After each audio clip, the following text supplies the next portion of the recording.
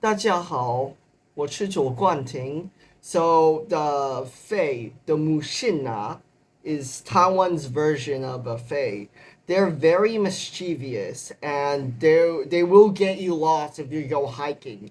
So we're gonna look at the sources to actually explain this creature. In a lot of cultures, we would get Fae, which will get people lost when they go hiking. In Filipino culture, there is the tikbalang, and in other countries, there's also these Fae. What this tells us is that we have a superstitious mindset, and it actually helps us to survive in most cases. Now, in Taiwan, we have a particular Fae called a mô-sîn-á, and they appear as a very feminine figure, mostly a little girl or a very tall woman, and they would use their illusions to trick people into breaking trail and getting lost in the Taiwanese mountains. So one way to actually deter them, or one way people use to rescue people who are lost in the forest, is that they'll light up firecrackers, or they'll go to the local shrine and actually ask the deities to help get them back. The mô-sîn-á has actually become an urban legend in Taiwan thanks to one particular instance, the little girl in red.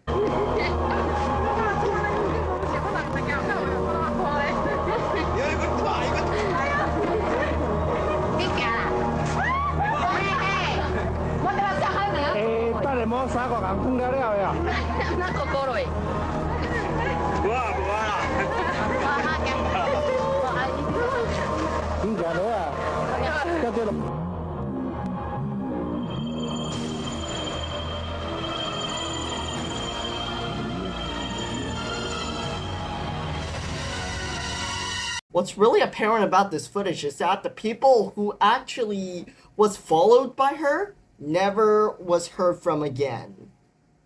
So this particular mô-sîn-á was actually romanticized, and there are two movies with her being the featured antagonist.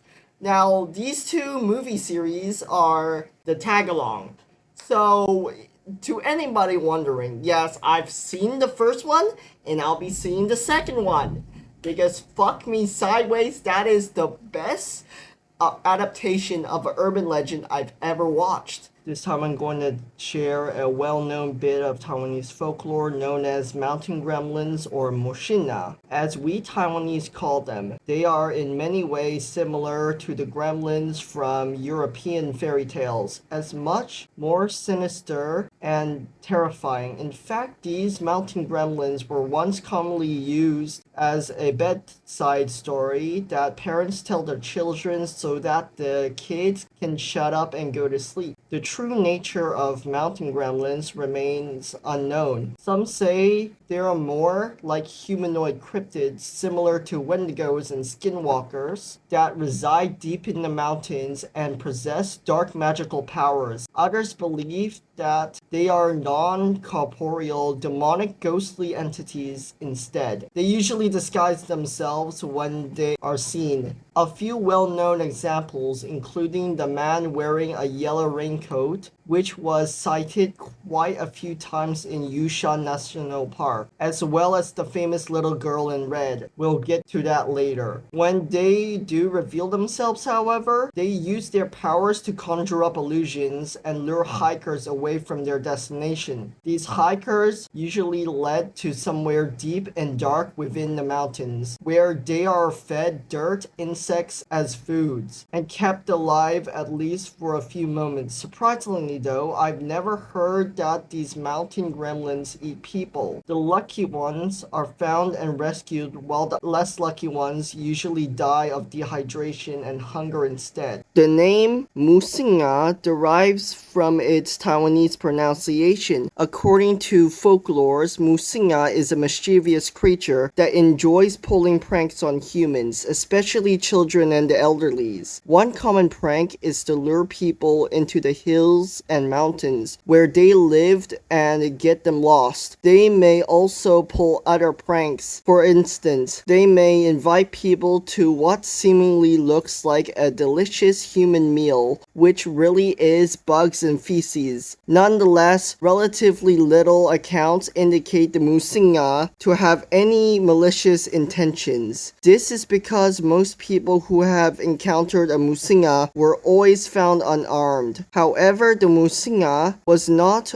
known to be selective on their human victims. There were accounts when they chose to pull pranks on the sick and the weak, which results in injury and fatalities. According to folklore, mô-sîn-á fears loud noises, and one way to deter them is to make them. There are some debates as how it looks. Some say it is a small, agile, goblin-like creature like the picture above, while others say it's more man-like. Some say mô-sîn-á are ghosts of the deceased, while others believe they are forest spirits. Currently, no one knows where the folklores of mô-sîn-á originated. Ethnographers could not trace the creature to any particular culture or time in Taiwan. What is interesting is that the folk beliefs of mô-sîn-á were found not only among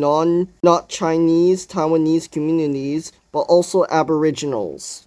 Anyways, one of the rituals I mentioned was the firecracker ritual, but to avoid actually getting lost, getting pranked by them, it's not as easy as turning your shirt inside out with the tikbalang, but still, I think it's best to actually try to find a way to hike with other people.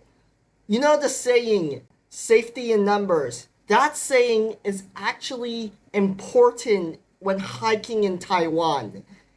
Anyways, the takeaway for this video is that it's a very pagan mindset, but the spirit realm and this realm is actually overlapped. And we do well to respect all the stuff that goes on in that realm. So we are safe in this one. Anyways, that's all for now. I gotta go. I'm Chirguan Ting, and I will see you in the next video. Keep venturing to the unknown. Signing off.